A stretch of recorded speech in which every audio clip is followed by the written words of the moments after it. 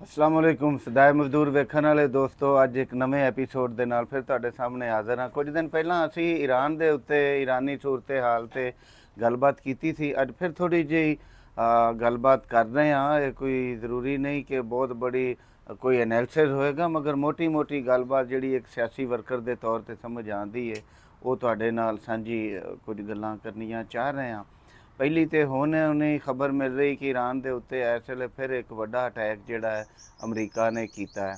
यदी भरपूर मजम्मत करते हुए मैं अपनी गल का आगाज़ कराँगा। दोस्तों, एक इस पूरी जंग की सूरत हाल के अंदर जी एक दो चीज़ां पॉजिटिव हुई ने, वो पहले असी लवांगे फिर अगे चलते हैं। पहली गल तो यह कि इसराइल ने जो अटैक किया तो इसराइल में यह जोम सी कि वह आने वाले 24-36 घंटिया के इहो जिहा जदों बमबारी करेगा तो वो नतीजे और उतों जोड़े फौजी ऑफिसर मारेगा, ईरान का नुकसान होएगा तो रजीम चेंज वाल अवाम खुद ही बगावत कर उठनगे और ईरान के अंदर रजीम चेंज हो जाएगी और अमरीका और इसराइल की मर्जी की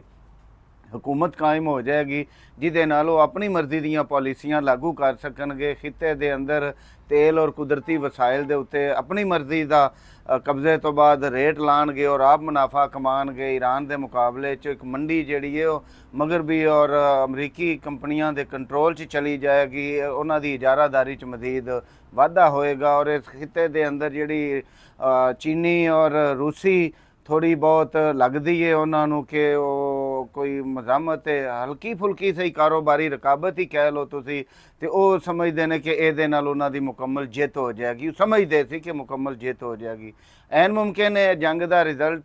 कोई साड़ी तवक्कुआत के खिलाफ निकले, मगर साड़ियाँ ख्वाहिशां दुनिया के करोड़ों नहीं अरबां लोगों दियां यही ने कि ईरान नू फतह नसीब होवे, फ़लस्तीन नू फतह नसीब होवे और इसराइल और अमरीका नू शिकस्त फाश मिले। अच्छी गल जिहड़ी होई है, जिहड़ी मैं करना चाह रहा थी, ये होई है कि हुण तक जिहड़ा ये एनालिसिस सी उन्हां दा सिहोनी कुवतां दा और अमरीकियां दा कि चंद घंटियां दे चंद अटैक्स तो बाद ईरान लेट जाएगा, रजीम चेंज हो जाएगा, बल्कि वो शाद नू मुतारफ भी करवा रहे सी। वो तो पता नहीं अपने वालों कोई ऐसी तकरीर भी तैयार करके बैठा होवे कि जिहड़ी उन्हें आदियां आवाम नू देने सी, लॉलीपॉप देने सी कि लो जी वेखो असी करवा रहा होवे कि लो जी असी जिहड़ा है ना इथों दी रुजत पसंदी नू, मुलायत नू, डिक्टेटरशिप नू शिकस्त दी है और हुण एक तरक्की पसंदाना और रोशन ख्याल किस्म का ईरान बनेगा, जिदे असी रोशन ख्याली और तरक्की पसंदी के बिल्कुल खिलाफ नहीं, मगर अमरीका जिस किस्म की तरक्की पसंदी और रोशन ख्याली मुतारफ करवांदा है, दरअसल अमरीका की तारीख ये दसदी है कि उन्हें जिथे जिथे भी डिक्टेटरशिप कायम की है, मुदाखलत के जरिए रजीम चेंज की है, उन्हें कभी तरक्की पसंदी या सैकुलरिज्म नहीं आन दिता। हमेशा उन्हें रुजत पसंद कुवतां ताकतवर किया, रुजत पसंद कुवतां ने। तारीख अमरीका की यह वे कि नारे वो बेशक जमहूरीयत दे लांदा रहे, मगर यो डिक्टेटरशिप नू ताकतवर करता है या रुजत पसंद कुवतां वो ताकत देंदा है। हमेशा जिहड़ी प्रो पीपल तहरीकां हुंदियां ने, हुकूमतां हुंदियां ने, उन्हां नू मिलिया मेट करन दी कोशिश करदा है, उन्हां नू खत्म करन दी कोशिश करदा है। सो इसराइल दा जिहड़ा ये ख्याल सी अमरीका और इसराइल दा कि जी रजीम चेंज चंद घंटिया के अंदर या चंद दिनों के अटैक हो जाएगी, वो पहले इसराइली हमलियां तो मुकम्मल तौर पर गलत साबित हुई है। बल्कि इसराइल नू बदतरीन किस्म की मैं समझना वा कि मज़ामत जिहड़ा उहदे नतीजे मिले ने, उहदी अपनी आवाम का रोना पिटना जिहड़ा है वो बिल्कुल उन्हां दी तवक्कुआत के खिलाफ गया है। और दूजी जिहड़ी खूबसूरत गल हुई ये हुई है कि दुनिया भर के बाशऊर लोगों ने, अवाम ने, आम इंसाना ने बगैर किसी मजहबी तफरीक दे, बगैर किसी कौमी तासब दे ईरान नू सपोर्ट किया, फ़लस्तीन नू सपोर्ट किया और अमरीकी जारहीयत नू, इसराइली गुंडागर्दी नू, जारहीयत नू उन्हां दे अपने मुल्क च वसन वाले बाशऊर लोगों ने कंडेम किया है, उहदी मजम्मत की है। दो वाक़यात जिहड़े ने हुण तक दी इस जंग दे मैं समझना खूबसूरत तरीन इंडिकेशनस ने, जिहड़े एक मुद्दत तो बाद वेखण नू मिले ने। वरना आम तौर पर हुंदा सी कि साम्राजी प्रोपीगेंडा गलब आ जांदा सी और लोग आम तौर पर उस ही रोह च बह उठदे सी जिहड़ी रोह हुक्म उन्हां लुटेरियां नू, गासब कुवतां नू फेवर देंदी सी। तो जदों असीं ये गल कर रहे हैं तो हुण इहदे नाल ही असीं ये भी दोस्तों गल जरूरी सानू समझण दी लोड़ है कि ਇਹ ਜਿਹੜੀਆਂ ਜੰਗਾਂ ਨੇ ਦਰਅਸਲ ਇਹ ਕਿਉਂ ਨੇ। ਸਾਮਰਾਜ ਅਮਰੀਕੀ ਸਾਮਰਾਜ ਦੀ ਤਾਰੀਖ ਤੇ ਅਗਰ ਅਸੀਂ ਗੌਰ ਕਰੀਏ ਤੇ ਤੁਸੀਂ ਵੇਖਦੇ ਹੋ ਕਿ ਅਮਰੀਕੀ ਸਾਮਰਾਜ ਨੇ ਦੁਨੀਆ ਦੀ ਸਿਆਸਤ 'ਚ ਜਿਹੜਾ ਕਦਮ ਰੱਖਿਆ ਹੈ ਉਹੀ ਹੀ ਦੂਸਰੀ ਜੰਗੇ ਅਜ਼ੀਮ 'ਚ ਜਾਪਾਨ ਦੇ 2 ਸ਼ਹਿਰਾਂ ਤੇ ਐਟਮ ਬੰਬ ਸੱਟ ਕੇ ਰੱਖਿਆ। ਉਹ ਅਮਰੀਕਾ ਅੱਜ ਈਰਾਨ ਨੂੰ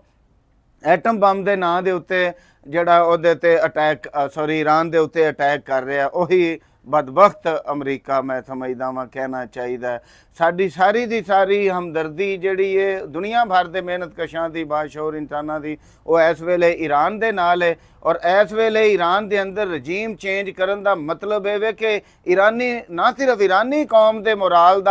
ਦੀ ਤਬਾਹੀ ਹੈ, ਬਲਕਿ ਦੁਨੀਆ ਭਰ ਦੇ ਸਾਮਰਾਜ ਮੁਖਾਲਫ ਲੋਕਾਂ ਦੇ ਜਿਹੜੇ ਖਿਆਲਾਤ ਨੇ, ਜਿਹੜੀ ਉਹਨਾਂ ਦੀ ਉਮੀਦਾਂ ਨੇ, ਜਿਹੜੀ ਉਹਨਾਂ ਦੀ ਜਦੋਜਹਿਦ ਉਹਨੂੰ ਕਮਜ਼ੋਰ ਕਰਨ ਦਾ ਇਹ ਇੱਕ ਹਥਿਆਰ ਸਾਬਤ ਹੋਏਗਾ। ਖੁਦਾ ਨਖਾਸਤਾ ਅਗਰ ਇੰਜ ਹੁੰਦਾ ਹੈ। ਅਸੀਂ ਹੁਣ ਵੀ ਇਹ ਉਮੀਦ ਲਾ ਕੇ ਬੈਠੇ ਹਾਂ, ਪਰ ਉਮੀਦ ਹਾਂ ਕਿ ਅਮਰੀਕਾ ਨੂੰ, ਜਿਵੇਂ ਇਸਰਾਈਲ ਨੂੰ ਤੇ ਬਹਰਾਲ ਈਰਾਨੀਆਂ ਨੇ ਸਾਬਤ ਕਰ ਦਿੱਤਾ ਹੈ ਕਿ ਭਈ ਤੇਰੀ ਕੀ ਔਕਾਤ ਹੈ, ਤੂੰ ਬਹਿ ਆਰਾਮ ਨਾਲ, ਜਿੰਨਾ ਵੀ ਤੇਰੇ ਕੋਲ ਜਦੀਦ ਹਥਲਾ ਹੋਏਗਾ ਤੇਰੀ ਐਸੀ ਦੀ ਤੈਸੀ। ਹੁਣ ਜੇ ਇਸਰਾਈਲ ਕਾਮਯਾਬ ਹੋ ਜਾਂਦਾ ਤੇ ਅਮਰੀਕਾ ਨੂੰ ਇਸ ਜੰਗ 'ਚ ਕੁੱਦਣ ਦੀ ਜ਼ਰੂਰਤ ਹੀ ਨਹੀਂ ਸੀ।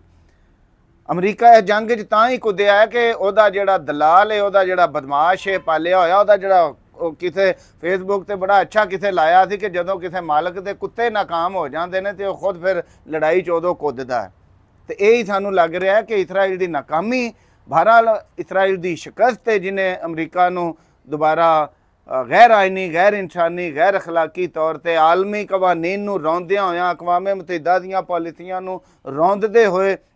ਦੁਨੀਆ ਦੇ ਕਿਸੇ ਵੀ ਲੌਜਿਕ ਦੇ ਤਹਿਤ ਉਹਦਾ ਇਹ ਜਿਹੜਾ ਅਟੈਕ ਹੈ ਇਹ ਦਰੁਸਤ ਨਹੀਂ ਹੈਗਾ।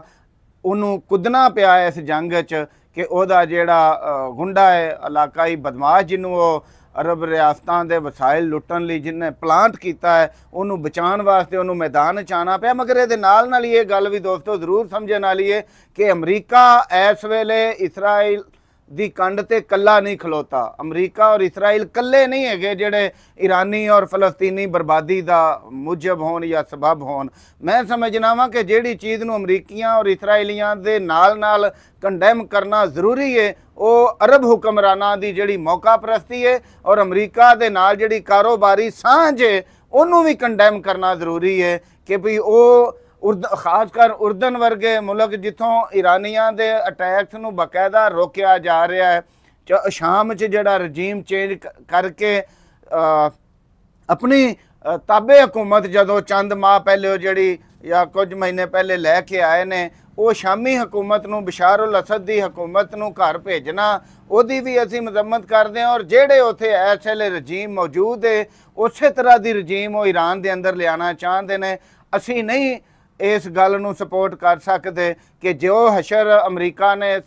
ਸਦਾਮ ਹੁਸੈਨ ਤੋਂ ਬਾਅਦ ਇਰਾਕ ਦਾ ਕੀਤਾ, ਜੋ ਹਸ਼ਰ ਕਜ਼ਾਫੀ ਤੋਂ ਬਾਅਦ ਲੀਬੀਆ ਦਾ ਕੀਤਾ, ਜੋ ਹਸ਼ਰ ਬਸ਼ਾਰ ਉਲ ਅਸਦ ਤੋਂ ਬਾਅਦ ਫਿਰਕਾਵਾਰੀਅਤ ਨੂੰ ਫੈਲਾ ਕੇ ਬੜਾਵਾ ਦੇ ਕੇ ਸ਼ਾਮ ਦਾ ਕੀਤਾ, ਜੋ ਹਸ਼ਰ ਉਹ ਫਲਸਤੀਨੀਆਂ ਦਾ ਕਰ ਚੁੱਕਿਆ ਹੈ, ਅਸੀਂ ਉਹ ਹਸ਼ਰ ਈਰਾਨ ਦਾ ਹੁੰਦਾ ਨਹੀਂ ਵੇਖਣਾ ਚਾਹੁੰਦੇ। ਲਿਹਾਜ਼ਾ ਕਮਜ਼ੋਰ ਤਰੀਨ ਅਸਲੇ ਦੇ ਬਾਵਜੂਦ, ਕਮਜ਼ੋਰ ਤਰੀਨ ਮਈਸ਼ਤ ਦੇ ਬਾਵਜੂਦ, 40 ਸਾਲਾ ਪਾਬੰਦੀਆਂ ਦੇ ਬਾਵਜੂਦ ਈਰਾਨ ਦਾ ਠਹਿਰ ਜਾਣਾ ਅਮਰੀਕਾ ਔਰ ਇਸਰਾਈਲ ਦੇ ਸਾਹਮਣੇ, ਈਰਾਨ ਦਾ ਲੜ ਜਾਣਾ ਇਸਰਾਈਲ ਔਰ ਅਮਰੀਕਾ ਦੇ ਨਾਲ, ਅਸੀਂ ਉਹਨੂੰ ਸਲਾਮ ਪੇਸ਼ ਕਰਦੇ ਹਾਂ। ਔਰ ਅਸੀਂ ਹਰ ਤਰ੍ਹਾਂ ਸਮਝਨੇ ਆ ਕਿ ਉਹਦੇ ਖਿਲਾਫ ਜਿੰਨੇ ਪ੍ਰੋਪੇਗੰਡੇ ਚੂਕੇ ਚਨਾਕੇ ਕਰਕੇ ਕੀਤੇ ਜਾ ਰਹੇ ਨੇ। ਉਹ ਜੀ ਵੇਖੋ ਜੀ ਲੜਾਈ ਤਾਂ ਦੋ ਪਾਸੇ ਵੀ ਨਹੀਂ ਚੰਗੀ ਹੁੰਦੀ, ਉਹ ਵੇਖੋ ਜੀ ਲੜਾਈ 'ਚ ਤਾਂ ਕਤਲੇ ਆਮ ਹੁੰਦਾ ਹੈ, ਉਹ ਵੇਖੋ ਜੀ ਲੜ ਪੈਣ ਤੇ ਫਿਰ ਸਭ ਕੁਝ ਜਾਇਜ਼ ਹੋ ਜਾਂਦਾ ਹੈ। ਭਾਈ ਜੰਗਾਂ ਦੇ ਅੰਦਰ ਵੀ ਜਾਇਜ਼ ਔਰ ਨਾਜਾਇਜ਼ ਦਾ ਫਰਕ ਮੌਜੂਦ ਰਹਿੰਦਾ ਹੈ। ਗਾਸਬ ਕੌਣ ਹੈ, ਜ਼ਾਲਮ ਕੌਣ ਹੈ, ਕਿਨੇ ਜੰਗ ਸ਼ੁਰੂ ਕੀਤੀ ਹੈ, ਕਿਹਦੇ ਕੀ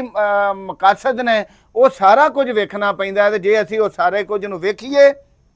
ਫਿਰ ਜੰਗ ਨੂੰ ਜਨਰਲਾਈਜ਼ ਕਰਕੇ, ਅਮਨ ਦੀ ਖਾਸ਼ ਨੂੰ ਜਨਰਲਾਈਜ਼ ਕਰਕੇ ਨਹੀਂ ਵੇਖਿਆ ਜਾ ਸਕਦਾ। ਫਿਰ ਜ਼ਾਲਮ ਨੂੰ ਇੱਕ ਅਲੱਗ ਕੈਟਾਗਰੀ 'ਚ ਰੱਖਣਾ ਪਏਗਾ, ਮਜ਼ਲੂਮਾਂ ਨੂੰ ਇੱਕ ਦੂਸਰੀ ਸਾਫ 'ਚ ਖੜਾ ਕਰਨਾ ਪਏਗਾ। ਅਸੀਂ ਸਮਝਦੇ ਹਾਂ ਕਿ ਫਲਸਤੀਨ ਦੀ ਔਰ ਈਰਾਨ ਦੀ ਜਿਹੜੀ ਇਸ ਵੇਲੇ